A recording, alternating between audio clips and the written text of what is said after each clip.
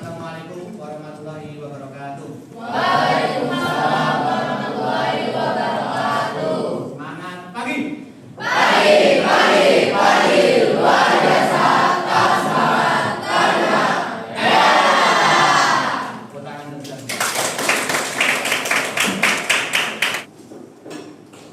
Baik, siapkan. Ikat jalan. Siap. Gerak.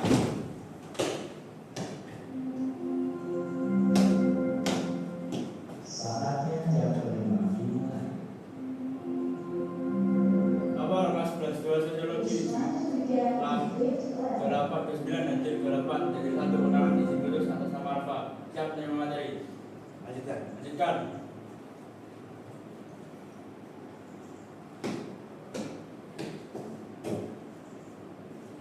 Mengawali materi pada pagi hari ini, mari kita berdoa. Kita mulai.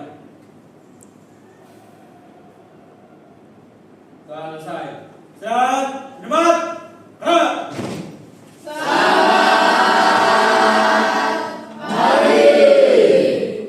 Saya ingin kenal kalian. Adinda Novita. Oke. Calvin. Oke.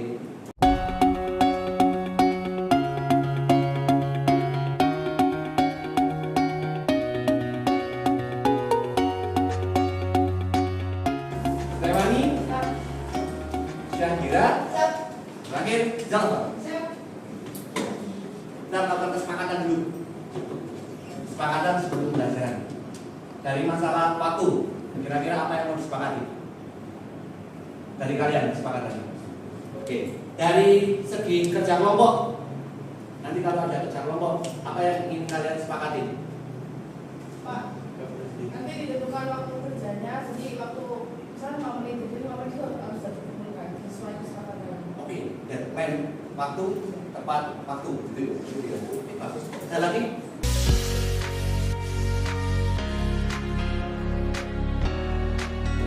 Sepakat semua? Oke. Bisa diulang kesepakatannya apa saja yang pertama?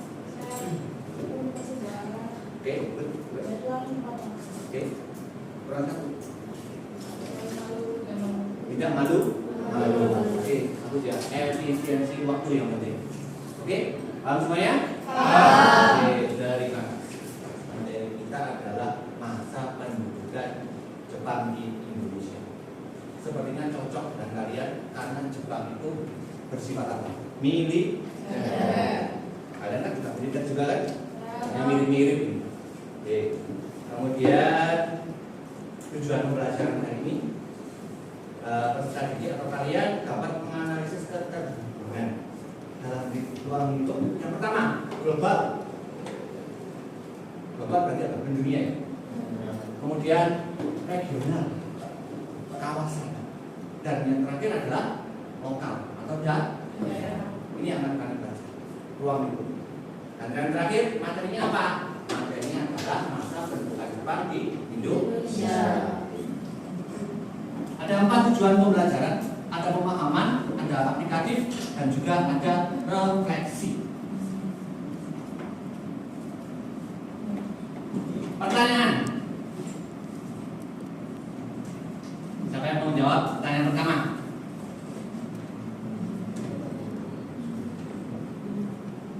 Silakan pilih mana produk yang berasal dari Jepang. Silakan, angkat tangan. Siap. Satu-satu. Siap. Suzuki. Ada lagi? Hyundai. Dan yang lain? Thailand ya. Suzuki aja. Oke. Honda. Suzuki Honda. Honda saja. Honda saja. Oke. Yang itu Suzuki saja, ini Honda saja. Honda sama Wuling. Oke, 2. Ada lagi? Ada lagi. Ya, silakan. Honda, Suzuki sama Hyundai. Honda, Suzuki sama. Baik, terima kasih. Kira-kira kalian kalau di jalan raya ketika pulang atau ketika berkendara, kalian tahu nggak produk-produknya ini? Tahu. Contoh, Honda, merek Honda. Jenis kendaraannya apa? Ayo. Asli. Apalagi bis. Oke. berarti asli miliknya Jepang. Honda berasal dari Jepang. Oke. Kemudian proton, tahu mana proton? Nggak tahu. Di Indonesia boleh marah ini proton. Tetangga kita? Mobil ya Pak. Ya, mobil yang berasal dari Malaysia. Oke, berarti proton dari mana? Malaysia. Yang terakhir, sorry, yang ketiga. Mobil. Mobil juga dari mana? Cina. Cina. Tadi yang menjawab tadi direfleksikan ya jawabannya. Dari mana Yudek? Korea mana? Korea ada dua. Korea Selatan. Kan kalau itu dua kan sadar gitu. Terakhir. Suzuki. Dari mana? Jepang. Contoh produknya atau kendaraannya? R3 mobil. Sepeda, pernah mendengar sepeda Shogun? Ada yang pernah? Mungkin ada yang punya Shogun di rumah? Dulu jargonnya Shogun itu komeng namanya. Komeng yang sekarang jadi GBN. Dan dia selalu menggunakan jargon Shogun dilawan. Apa hubungannya? Ada kaitannya dengan materi kita nanti. Nah, ini pertanyaan tematik untuk kalian. Ternyata kira-kira apa yang dapat dipelajari dari pemantik? Kalau kendaraan, nanti Jepang menunjukkan apa? Kemajuan teknologi. Indonesia punya enggak? Ada dari ini, ada harus bikin 5 pesawat dari Nala. Kendaraan dari Nala. Keren tuh. Tinggal mengeluarkan kendaraan, ya kan? Nala habis ini mengeluarkan tempur. Bagus, enggak apa-apa. Kemudian dari pertanyaan kedua, ternyata Jepang juga punya senjata terakhir. Ini yang paling penting. Semua daerah dalam lingkup lokal mereka memiliki ciri khas masing. Saya tanya sekarang, senjata khasnya Indonesia. Beruncing. Ya, berasal dari mana itu? Ya, Jawa mana? Jawa Tengah. Jawa Tengah. Oke. Tengahnya lebih banyak produksinya di Jogja saja. Baik. Anak-anak, proses belajaran ini untuk aplikatifnya nanti kita akan diskusi dulu membuat sebuah proyek sederhana. Kita bagi 5 kelompok dengan ada 5 materi yang ada di sajian dulu. Yang pertama, bisa dibaca. Oke. Yang kedua, kemenangan Jepang adalah sejarah. Yang ketiga mas, bisa dibuka? Propaganda Jepang atau Ichiu. Oke, bisa dibaca yang keempat? Gabungnya? Oke, yang kelima? Usaha nasionalisme dan strategi militer Jepang. Oke. Yang saya tunjuk tadi, yang saya tunjuk untuk terlihat itu adalah ketua kelompok. Silakan bebas memilih anggota kelompok. Jumlah maksimalnya adalah 30 dibagi 5, 6. Silakan, saya beri waktu 1 menit. Nanti kesepakatannya apa? Efektif waktunya. Yuk, 1 menit.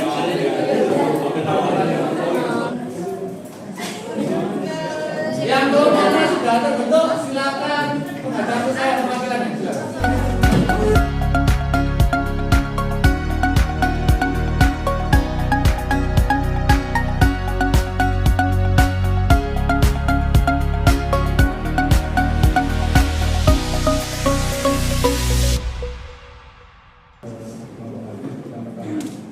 Adalah kalian tulis nama kelompok, nama kampusnya apa.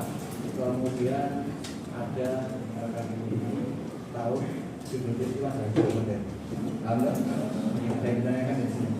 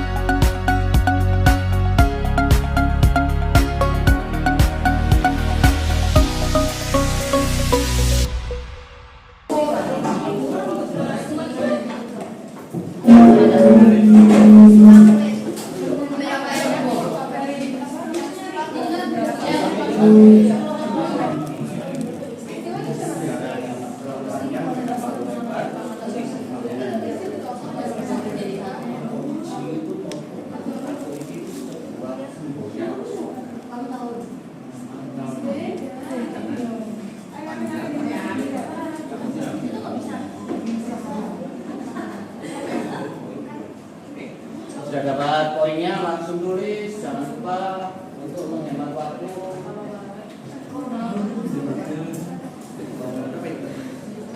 Satu, sudah sini Ci. Jangan lupa pada belakang misalkan pembimbingan dinasti Shogun Tokugawa. Kemudian ingin buat tatanan pemerintah. Peristiwanya apa? Ada peristiwa yang paling penting tentang samurai tadi.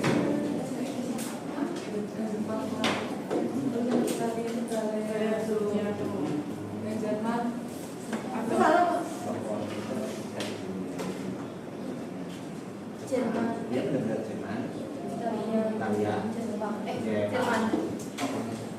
Tokohnya Jerman. Tangannya ini. Adolf. Adolf ya Pak. Yang salah nasi. Gitu. Ya. Kemudian yang kedua Italia dengan semangat kira-kira.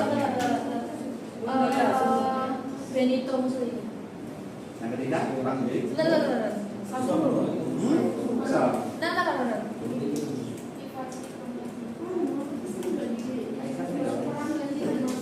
Siapa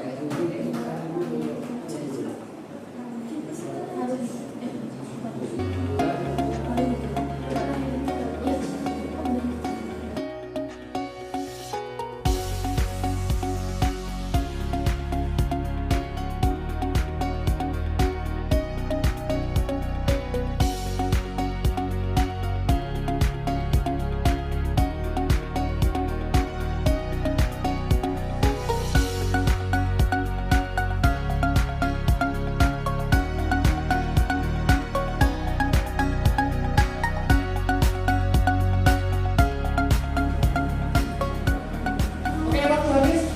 Silakan dikumpulkan LKPD-nya dan saya minta semua gadget atau semua laptopnya semuanya ditaruh di samping di meja yang sudah saya siapkan. Kita bermain ini sekali bisa. Oke.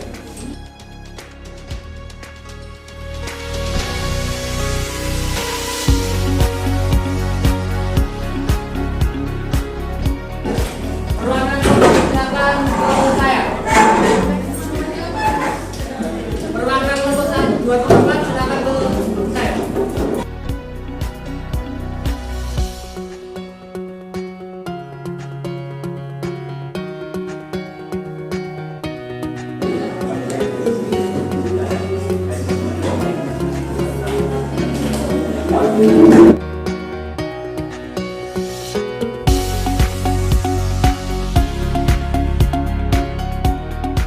Perhatikan baik-baik, kita memaksimalkan ruangan ini saja. Saya biasanya kalau bermain ini di indoor, tapi waktunya nggak akan cukup kalau kita buat timernya benar-benar 9 menit sampai 100. Nanti kalian akan berbaris urut dengan nama yang saya ambil tadi, urut sini. Kemudian kita akan bermain observasi. Observasinya adalah individu. Apa yang akan kalian catat dalam produk-produk ini sesuai dengan kolom atau tabel yang sudah ada di LKPD. Sampai sini paham? Waktu observasi satu anak adalah 1 menit.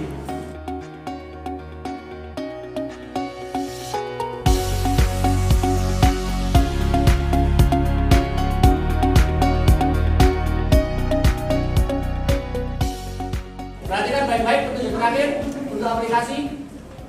Nanti ketika selesai di slide yang kelima, tempat duduk ini akan saya ajak kalian akan saya duduk kembali, tapi bukan duduk yang awal tadi. Setelah itu kalian saling sharing informasi, apa yang kamu kurang, apa yang saya dapatkan. Kemudian kelompok besar tadi membuat sebuah kesimpulan nanti akan diakhir seperti kita sudah dipahami. Kita bermain ingat efisiensi waktu, cerdas, cermat, dan tepat. Anggaran.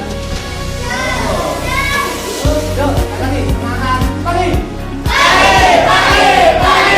Luar biasa, tahunnya.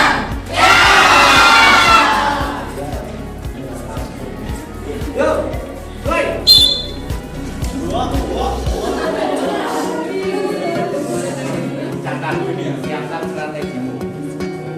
Jepang aja strategi lokal dan strategi.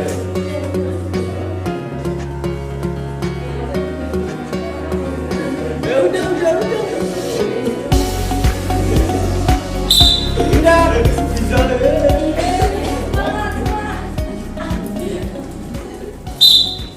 Ya pindah sebisanya.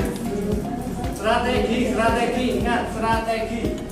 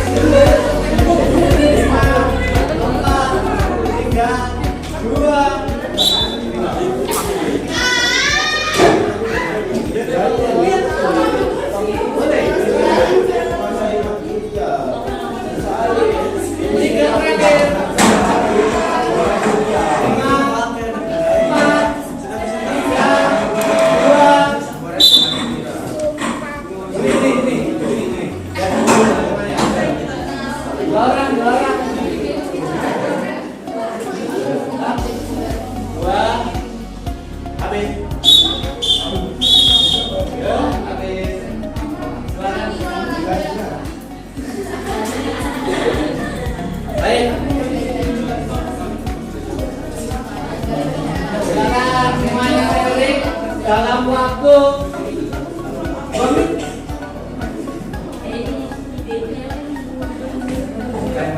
semuanya stop dalam kelompok. Sekarang waktunya mengkomunikasikan. Mengkomunikasinya adalah satu kelompok wajib mengutarakan kesepakatan atau kesimpulannya. Dan strategi militer Jepang dimulai pada tahun 1931 dan puncaknya itu di 1941. Untuk latar belakangnya itu restorasi Meiji, tokohnya itu ada di Tojo. Terus untuk peristiwa pentingnya yaitu Jepang menguasai banyak wilayah di area Asia Pasifik. Setelah itu dampaknya Jepang menjadi negara adikuasa dan menjadi militer yang kuat. Oke. Jadi Jepang sudah menjadi negara adikuasa akibat dari restorasi Meiji ya. Bisa diterima? Sepakat semua? Terima kasih. Silakan dari bawah sini. Terus siap? Dari bawah sini. Yang lain kenal kartu kuning ya. Kalau udah memperhatikan silakan Mas. Menjelaskan yang paling lengkap dari kelompok saya itu sudah jelas. Yang materi bergabungnya Jepang dalam beberapa orang yang mulai jadi pada tahun 1940. Yang latar belakang gimana Jepang ingin melawan komunisme dari Hitler karena takut dan rusak ke negara Jepang sendiri. Yang tokoh pentingnya ada Naruhito dari Jepang, Benito dari Italia dan juga ada Hitler dari Jerman. Untuk peristiwa penting sendiri adalah penandatanganan pelakat pada tahun 1940. Dampaknya adalah ketiga negara yaitu Jepang, Italia dan juga Jerman. Jepang, Italia dan juga Yang memang ya. Jepang, Italia, dan Jerman Italia dan Jerman itu bergabung. dan jika salah satu negara dari ketiga negara tersebut diserang, maka akan saling membantu Pak. Bisa dengan mengirimkan bantuan maupun tentara maupun pasukan. Oke, terima kasih Pak. Semuanya. Oh siap, silakan. Baik, Bapak tadi menjelaskan. Di sini kalau kami yang mendengar adalah dari materi restorasi Meiji. Restorasi Meiji ini pada tahun 1809 direstorasi oleh restorasi ekonomi. Tokohnya adalah Kaisar Meiji dan juga Shogun. Peristiwa pentingnya adalah samurai adalah Kaisar Meiji menjatuhkan dan Shogun. Tokohnya adalah Kaisar Meiji dan Shogun. Untuk peristiwa pentingnya samurai menjatuhkan Shogun. Untuk dampaknya sendiri adalah kemajuan industri dan ekonomi di negara Jepang dan juga bisa menjadi negara terbuka. Oke, terima kasih. Terakhir ada lagi satu kelompok. Terakhir. Oke siap. Silakan dengarkan yang terakhir. Sudah. Dari kami kemenangan Jepang atas Rusia terjadi pada tahun 1904 sampai dengan 1905. Latar belakangnya utama adalah politik air hangat di Rusia dan keinginan Rusia dan Jepang untuk menguasai Manchuria dan Korea. Tokohnya dari Rusia sendiri ada San Nicholas II, lalu dari Jepang sendiri ada Panglima Angkatan Darat dan Panglima Angkatan Laut serta Kaisar Jepang saat itu. Peristiwa penting yang terjadi adalah sulitnya koordinasi pusat komander dengan pasukan Rusia di Asia Timur yang menyebabkan kemenangan Jepang. Lalu dampak yang terjadi di Indonesia sendiri adalah pertama terbentuknya pan-Asianisme oleh bangsa-bangsa Asia, bangkitnya semangat kemerdekaan oleh para bumi putra dan terbentuknya organisasi perjuangan kemerdekaan di Indonesia seperti Budi Utomo. Oke. Beri tepuk tangan untuk kelompok yang terakhir. Baik, kita simpulkan bersama-sama, dengarkan baik-baik sesuai dengan pengetahuan kalian. Yang pertama tadi, Jepang melakukan restorasi Meiji, menggulingkan siapa? Shogun. Dengan apa? Dengan samurai, para ksatria samurai. Restorasi Meiji. Dari restorasi Meiji, Jepang menjadi negara yang maju hingga sekarang. Oh ini. Kemudian dalam perang dunia, Jepang bergabung dengan blok Jepang, Italia, dan Jerman. Karena Jepang memiliki rasa atau sifat ultranasionalisme. Apa arti ultranasionalisme? Melebih-lebihkan. Melebihkan negara sendiri, menganggap lebih hebat, lebih tinggi, lebih kuat, sehingga mampu melakukan ekspansi militer. Inilah mengapa Jepang menjadi salah satu negara terkuat pada waktu itu 1941 hingga nanti Jepang masuk ke Indonesia. Faktor-faktor itulah yang kalian pelajari. Kenapa kok Jepang bisa menjadi negara yang hebat, yang kuat sampai detik ini.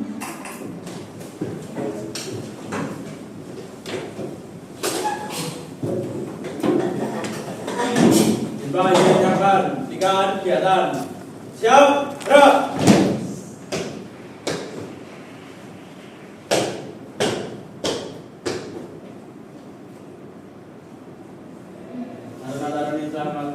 Taruna-tarunita menerima materi, kawan selesai. Lanjutkan, lanjutkan.